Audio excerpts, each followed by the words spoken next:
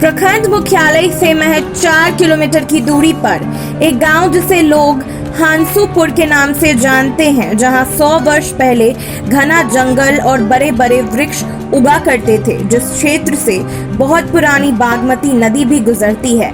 यहाँ के अधिकतर क्षेत्रफल में लोग अब अपना निवास बनाकर जीवन गुजर बसर करने में लगे हैं। फिर भी अब ऐसे कई जंगल हैं जो बेहद ही खूबसूरत और साथ में रहस्यमयी भी हैं। 80 वर्षीय ग्रामीण हरे राम ठाकुर का बताना हुआ कि हम लोगों के जन्म के पहले से यहाँ विशालकाय जंगल हुआ करता था, जिसमें सैकड़ों वर्ष पुरानी एक वट वृक्ष है, जिस पर आज भी वर्षों से चमगादड़ बनचर हजारों की संख्या में पेड़ पर अपना निवास बनाए हुए हैं। अगर गांव में किसी प्रकार की महामारी, कोई आपदा या किसी प्रकार के संकट आने वाली होती है, तो उस वक्त ये पंछियां हम लोगों को आगाह कर देती है, जहां पेड़ से सभी पंछियां उड़ना चालू कर देता है और पेड़ पूर्ण रूप से खाली हो जाता है। उस दिन किसी न किसी प्रकार की घटनाएं घटती जाती हैं। जिस पेड़ पर ये पंछियां रहती है, उस पेड़ की बनावट काफी डरावनी और विशालकाय शाखाएं वास्तव में लोगों के मन को मोह लेती हैं। दूर दूर से दर्शन के लिए आते हैं लोग। पेड़ पर पंछियों के रहने की जानकारी जहां तक लोगों के कानों तक जाती है, लोग एक झलक पाने के लिए अवश्य स्थान पर पहुंचकर पेड़ की बनावट और पंछियों दर्शन करते हैं। वहीं पंछियों के चहचहाट सुनकर लोग अपने आप को उस अतीत में खो जाते हैं, जहां वर्षों पहले बड़े बड़े जंगलों में महापुरुष ऋषि मुनि बैठकर तपस्या करते थे।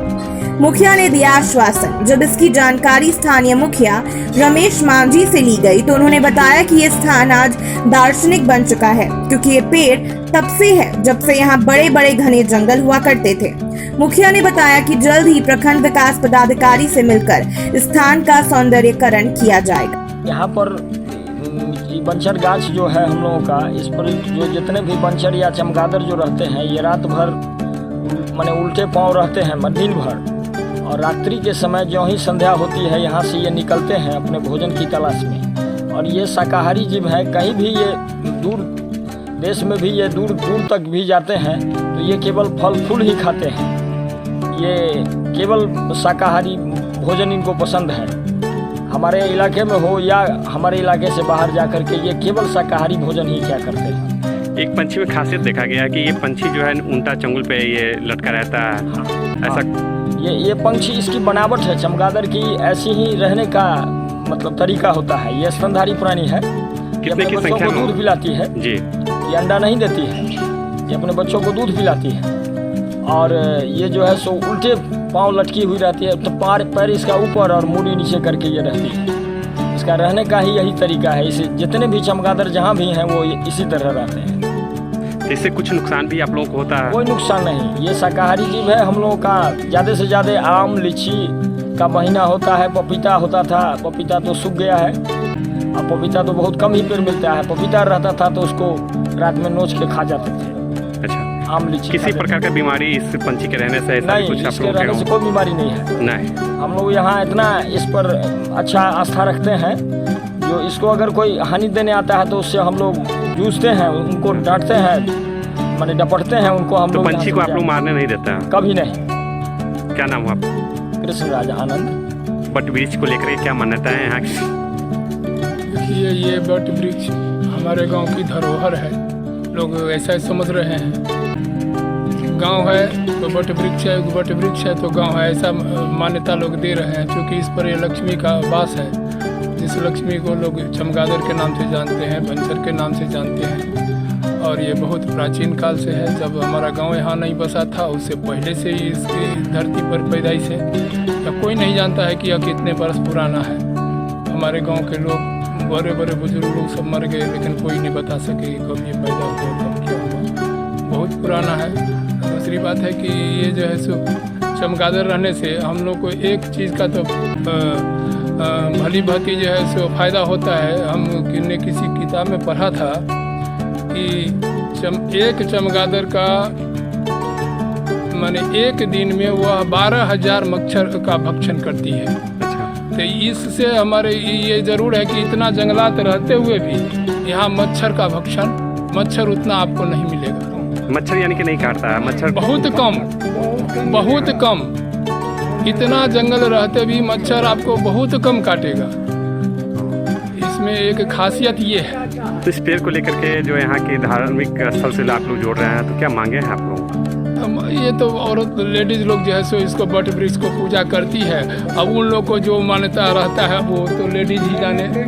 अब क्या लगता है कि इसका सौंदर्यीकरण होना चाहिए था यहाँ? निश्चित होनी चाहिए, क्योंकि हमारे गांव की धरोहर है, तो इसका तो सौंदर्यीकरण लोग अपना घर दूरा को कराता है। अगर सरकार को अगर है फंड तो कर दे, और बढ़िया से बढ़िया स्तर से कर दे, जो कि नाम हो। दूसरे गांव से दूसरे जगह से लोग आते हैं इसको। तो दूसरे जगह से भी लोग यहाँ आते हैं देखने हाँ, के लिए, दर्शन करने के लिए? जी। अब शादी ब्याह में दूसरे गांव से या बाराती कोई आता है तो लोग आता है, भाई इस गांव में बंसर का पेड़ है, चलो जरा देखें कैसा बंसर है। तो कहा जाता है एक तरह से दार्शनिक स्थल इस हाँ, पेड़ को लोग मानते हैं। दार्शनिक स्थान ही समझ लीजिए एक तरह से। क्या नाम हुआ आपका? राम शोभित ठाकुर। पेड़ को, इस पे धार्मिक स्थान के पेड़ को लेकर के हमारा मांग नहीं, हमारे पूरे गांव वासियों का मांग है कि इसको सौंदर्यीकरण किया जाए, चारों तरफ से चार दीवारी दे दिया जाए, और जहां हम खड़े हैं एक रास्ता है जिसके बारे में हमने पंचायत में भी दिया है, जो पारित करवा चुके हैं कैबिनेट से भी, आम सभा में भी। तो इसी सौंदर्य में जब ये सौंदर्यीकरण हो जाता है तो एक सड़क के किनारे आने में लोगों को कठिनाई नहीं होगी और इस धार्मिक स्थल के रूप में दिखाई पड़ेगा। जो अभी तक जैसे मान लिए कि कोरोना पूरे हिंदुस्तान और पूरे विश्व में दिखाई पड़ा, तो हमको लगता है कि इन्हीं लक्ष्मी की कृपा से, इसी बंचर की कृपा से हमारे पंचायत में कोरोना नाम की चीज़ दिखाई ही नहीं पड़ा। जबकि हम लोग परहेज में रहें, नहीं परहेज में रहें, उसके बावजूद भी इन्हीं का कृपा है। और कोरोना की जब शुरुआत हुई उस समय में सारे के सारे पक्षी उड़ने लगे थे, और अभी एकदम स्थिर है, कोई दिक्कत नहीं है, कोई परेशानी नहीं है। और सबसे ज़्यादा हमारे गांव के साथ साथ मेरे पंचायत पर इनका स्पष्टीकरण है पक्षी का कि कोई बीमारी अभी तक मेरे गाँव पंचायत में नहीं है। क्या नाम आप? प्रमोद कुमार पदार, वार्ड सदस्य 10। चलिए बताएंगे कि इस पेड़ को लेकर के क्या खासियत है यहाँ का? यहाँ का खासियत ये पूजने के लिए बट वृक्ष जो है तो पूजा जाता है। खास करके महिला लोग यहाँ पर बहुत श्रद्धा के साथ आते हैं। उन का धार्मिक पर्व होता है, जो नवविवाहिता होती है वो आकर के यहाँ पूजा करती है। अभी देखा गया कि बहुत सारे पंछी जो है इस पेड़ पे बहुत दिनों से रह रहा है, जब से लोगों का यहाँ आना जाना नहीं था तब से ही रह रहा है। वो क्या है?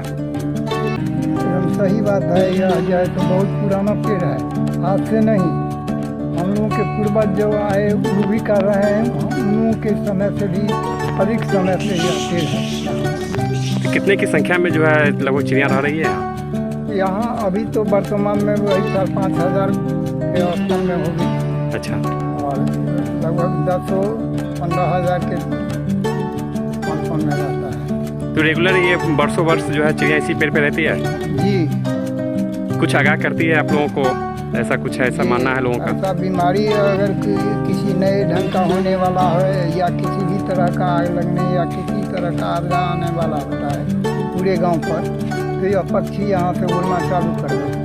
तो कोई भी मान लेते कोई भी आपदा होने वाला तो चिड़िया जो है यहाँ से उड़ना चालू कर देते, तब आप लोगों को जानकारी मिल जाती है कि कुछ न कुछ होने वाला है। जी। ऐसा हुआ भी है क्या? जी, इससे पहले आग लगा है तो उड़ना चालू कर दिया और आग लगी गाँव में हो गया है। क्या नाम हुआ आपका? हरे राम ठाकुर।